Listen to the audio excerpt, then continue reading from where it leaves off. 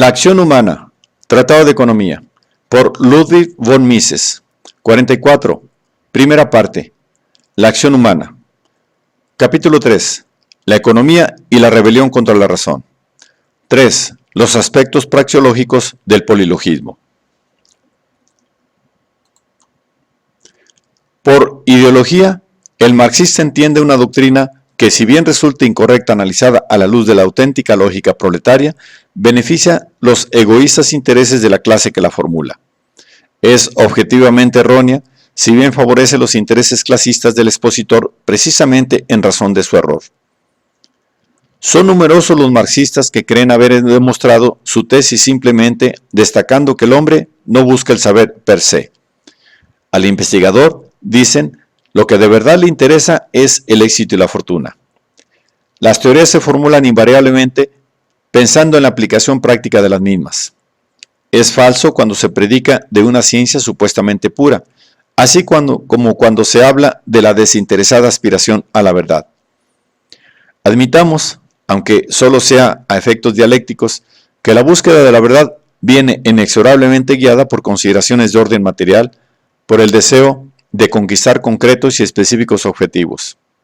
Pues bien, ni aún entonces resulta comprensible cómo puede una teoría ideológica, es decir, falsa, provocar mejores efectos que otra teoría más correcta. Cuando un ideario, aplicado en la práctica, provoca los efectos previstos, la gente proclama invariablemente su corrección. No tiene sentido afirmar que una tesis correcta, pese a tal condición, pueda ser menos fecunda que otra errónea. El hombre emplea armas de fuego. Precisamente para servirse mejor de ellas, investigó y formuló la balística.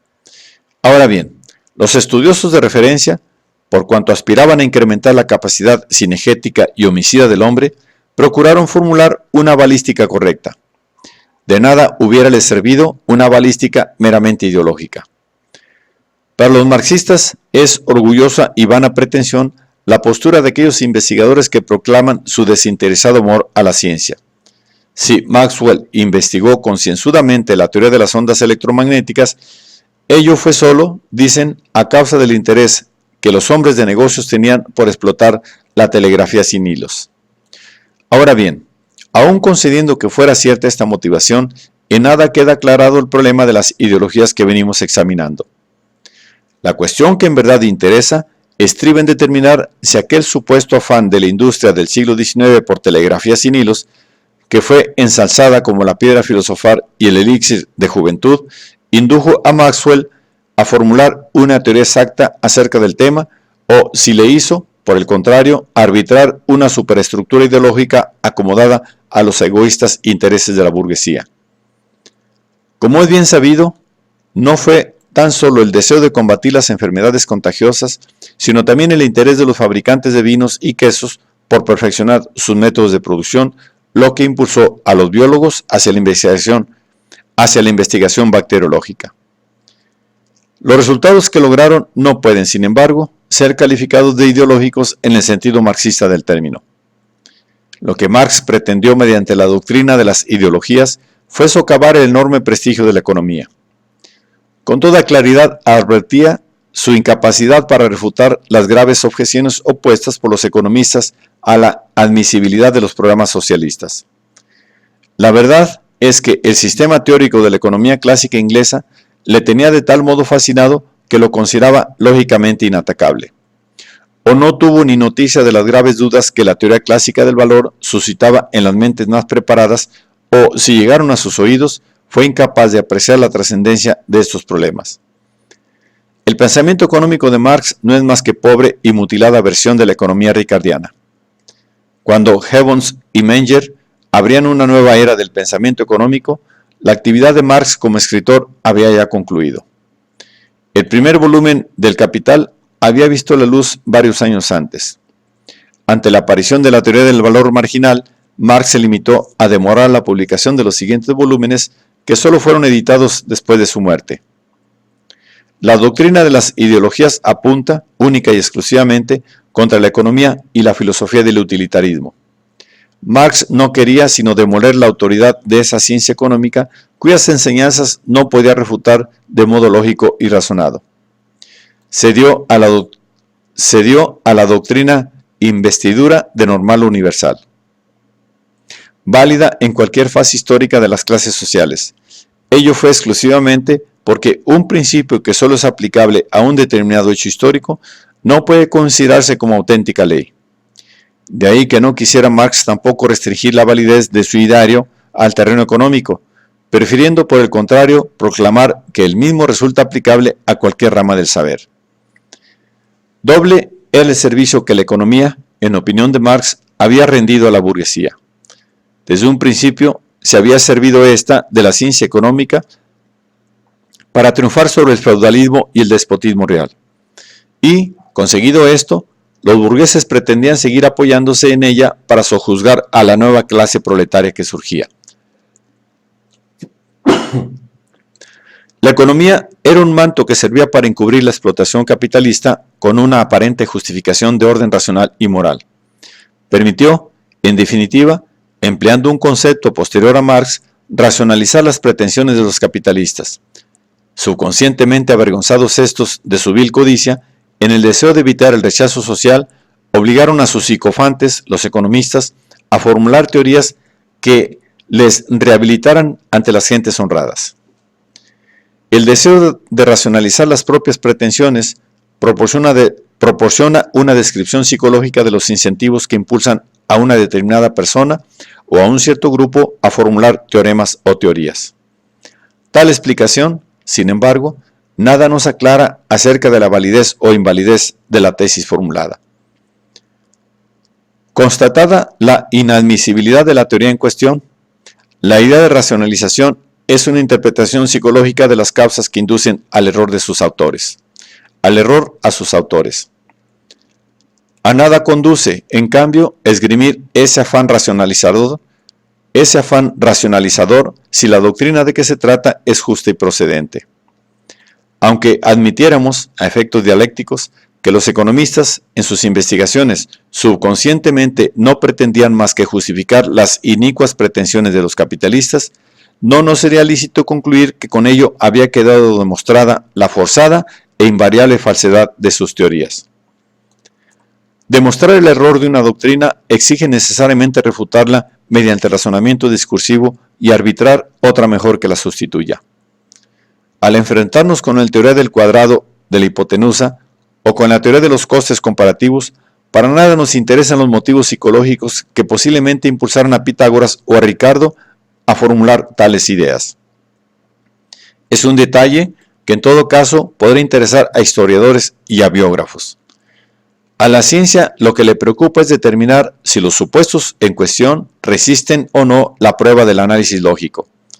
Los antecedentes sociales o raciales de sus autores no interesan en absoluto. Cierto es que la gente, cuando quiere justificar sus egoístas intereses, apela a doctrinas más o menos generalmente aceptadas por la opinión pública. Además, los hombres tienden a ingeniar y propagar doctrinas que consideran pueden servir a sus propios intereses. Ahora bien, lo que con ello no se aclara es por qué tales doctrinas, favorables a determinada minoría, pero contrarias al interés de la gran mayoría, son, sin embargo, aceptadas por la opinión pública. Aun conviniendo que esas doctrinas sean producto de la falsa conciencia que obliga al hombre, sin que él mismo se dé cuenta, a razonar del modo en que mejor se han movido los intereses de su clase, o aun cuando admitamos que sea una deliberada distorsión de la verdad, lo cierto es que al pretender implantarlas, habrán de tropezar invariablemente con las ideologías de las demás clases sociales. Y así surge la lucha abierta entre opiniones contrarias. Los marxistas atribuyen la victoria o la derrota en tales luchas a la intervención de la providencia histórica. El Geist, es decir, el primero y mítico motor que todo lo impulsa, sigue un plan definido y predeterminado. Etapa tras etapa va paulatinamente guiando a la humanidad hasta conducirla finalmente a la bienaventuranza del socialismo. Cada una de esas etapas intermedias viene determinada por los conocimientos técnicos del momento. Las demás circunstancias de la época constituyen simplemente la obligada superestructura ideológica del estado de la tecnología. El Geist va induciendo al hombre a concebir y plasmar los progresos técnicos apropiados al estudio que está atravesando. Las demás realidades son meras consecuencias del progreso técnico alcanzado. El taller manual engendró la sociedad feudal. La máquina de vapor, en cambio, dio lugar al capitalismo. La voluntad y la razón desempeñan un papel puramente auxiliar en estos cambios. La inexorable ley de la evolución histórica impele al hombre, sin preocuparse para nada de su voluntad, a pensar y comportarse de la forma que mejor corresponda a la base material de la época. Se engaña a la gente cuando cree ser libre y capaz de optar entre unas y otras ideas, entre la verdad y el error. El hombre por sí no piensa. Es la providencia histórica la que utiliza los idearios humanos para manifestarse ella. Se trata de una doctrina puramente mística, apoyada tan solo en la conocida dialéctica hegeliana. La propiedad capitalista es la primera negación de la propiedad individual, pero lo que originará con la inexorabilidad de una ley de la naturaleza su propia negación, dando entonces paso a la propiedad pública de los medios de producción. Pero una teoría mística, basada tan solo en la intuición, no puede liberarse de esa condición por el hecho de apoyarse en otra doctrina de misticismo no menor. No nos aclara por qué el individuo tiene inexorablemente que formular ideologías concordes con los intereses de su clase social. Admitamos, en gracia al argumento, que todas las doctrinas que el sujeto ingenia tienden invariablemente a favorecer sus intereses personales. Pero, ¿es que el interés individual coincide siempre con el de la clase? El mismo Marx reconoce abiertamente que encuadrar en una clase social y en un partido político al proletariado exige previamente vencer la competencia que entre sí se hacen los propios trabajadores. Es evidente que se plantea un insoluble conflicto de intereses entre los trabajadores que cobran los altos salarios impuestos por la presión sindical y aquellos otros hermanos suyos condenados al paro forzoso en razón a que esos elevados salarios mantenidos coactivamente impiden que la demanda coincida con la oferta de trabajo. Igualmente antagónicos son los intereses de los trabajadores de los países relativamente superpoblados y los de los países poco poblados en lo atinente a las barreras migratorias. La afirmación según la cual a todo el proletariado le conviene la sustitución del capitalismo por el socialismo no es más que un arbitrario postulado que Marx y los restantes autores socialistas proclaman intuitivamente, pero que jamás prueban de manera convincente. En modo alguno puede considerarse demostrada su fundamentación simplemente alegando que la idea socialista ha sido arbitrada por la mente proletaria, y en consecuencia que tal filosofía ha de beneficiar necesariamente los intereses de todo el proletariado como tal clase en general. Una interpretación popular de las vicisitudes de la política referente al comercio exterior británico, basado en las ideas de Sismondi, Friedrich List, Marx y la escuela histórica alemana, es la siguiente. Durante la segunda mitad del siglo XVIII y la mayor parte del siglo XIX, convenía a los intereses clasistas de la burguesía inglesa la política librecambista. Los economistas ingleses, consiguientemente, formularon sus conocidas teorías en defensa del libre comercio. En ellas se apoyaron los empresarios para organizar movimientos populares que finalmente consiguieron la abolición de las tarifas proteccionistas. Posteriormente, cambiaron las circunstancias. La burguesía inglesa no podía ya resistir la competencia extranjera. Su supervivencia exigía la inmediata implantación de barreras protectoras. Los economistas entonces reemplazaron la ya anticuada ideología librecambista por la teoría contraria y Gran Bretaña volvió al proteccionismo. El primer error de esta exposición es suponer que la burguesía es una clase homogénea compuesta por gentes de coincidentes intereses personales. Los empresarios no tienen más remedio que acomodarse a las circunstancias institucionales bajo las cuales operan. Ni la existencia ni la ausencia de tarifas puede, a la larga, favorecer ni perjudicar al empresario y al capitalista. Cualesquiera que sean las circunstancias del mercado, el empresario tenderá siempre a producir aquellos bienes de los que piensa derivar la máxima ganancia. Son solo los cambios en las instituciones del país los que a corto plazo le favorecen o perjudican.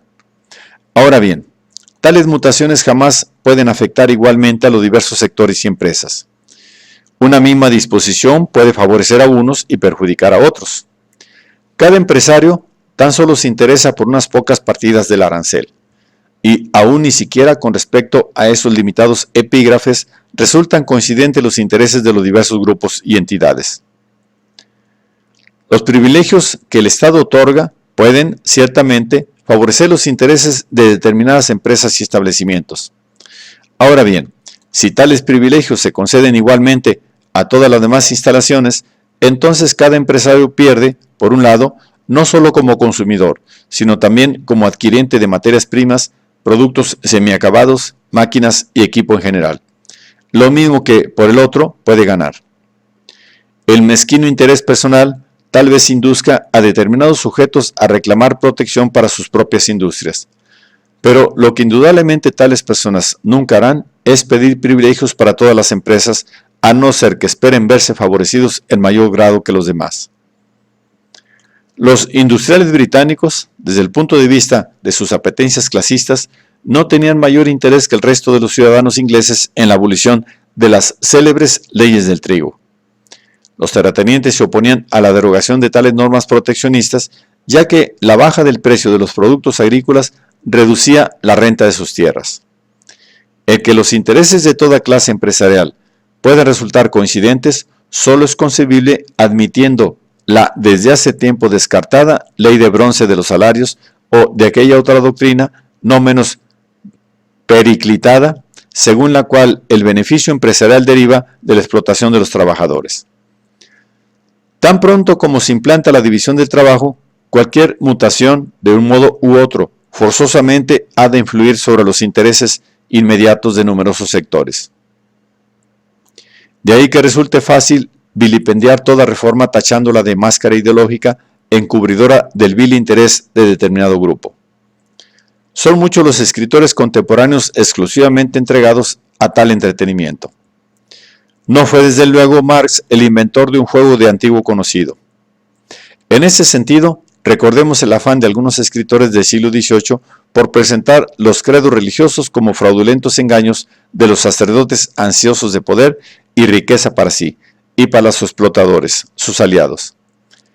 Los marxistas, más tarde, insistieron en el tema, asegurando que la religión es el opio del pueblo. Quienes aceptan tales explicaciones jamás piensan que si hay personas que egoísticamente se interesan por cierta cosa, siempre habrá otras que no menos egoísticamente propugnen lo contrario. Proclamar que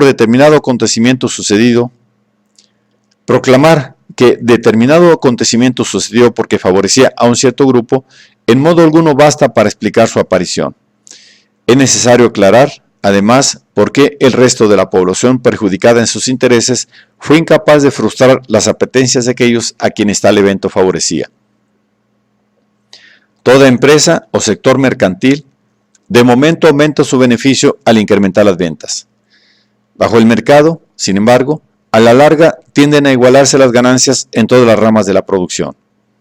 Ello es fácilmente comprensible, pues si la demanda de determinados productos aumenta, provocando un incremento del beneficio, el capital afluye al sector en cuestión, viniendo la competencia mercantil a cercenar aquellas elevadas rentabilidades. La venta de artículos nocivos no es más lucrativa que la de productos saludables. Lo que sucede es que cuando la producción de determinadas mercancías se declara ilegal y quienes con ellas comercian quedan expuestos a persecuciones, multas y pérdidas de libertad, los beneficios brutos deben incrementarse en cuantía suficiente para compensar esos riesgos supletorios. Pero esto en nada influye sobre la cuantía del beneficio percibido. Los ricos, los propietarios de las instalaciones fabriles, no tienen especial interés en mantener la libre competencia. Quieren que no se les confisquen o expropien sus fortunas. Pero en lo que atañe a los derechos que ya tienen adquiridos, más bien les conviene la implantación de medidas que les protejan de la competencia de otros potenciales empresarios. Quienes propugnan la libre competencia y la libertad de empresa en modo alguno están defendiendo a los hoy ricos y opulentos. Lo que realmente pretenden es franquear la entrada a individuos actualmente desconocidos y humildes, los empresarios del mañana, gracias a cuya habilidad e ingenio se elevará el nivel de vida de las masas. No desean sino provocar la mayor prosperidad y el mayor desarrollo económico. Forman, sin lugar a dudas, la vanguardia del progreso. Las doctrinas librecambistas se impusieron en el siglo XIX porque las respaldaban las teorías de los economistas clásicos. El prestigio de estas era tal que nadie, ni siquiera aquellos intereses clasistas más, se perjudicaban. Pudieron impedir que calaran en la opinión pública y se plasmaran en disposiciones legales. Son las ideas las que hacen la historia, no la historia la que engendra las ideas. Es inútil discutir con místicos y videntes. Basan estos sus afirmaciones en la intuición y jamás están dispuestos a someter sus posiciones a la dura prueba del análisis racional. Aseguran los marxistas que una voz interior les informa de los planes de la historia. Hay, en cambio, quienes no logran esa comunión con el alma histórica, lo cual demostraría que tales gentes no pertenecen al grupo de los elegidos. Siendo ello así, sería gran insolencia el que esas personas, espiritualmente ciegas y sordas, pretendieran contradecir a los iluminados, mas les valiera retirarse a tiempo y silenciar sus bocas.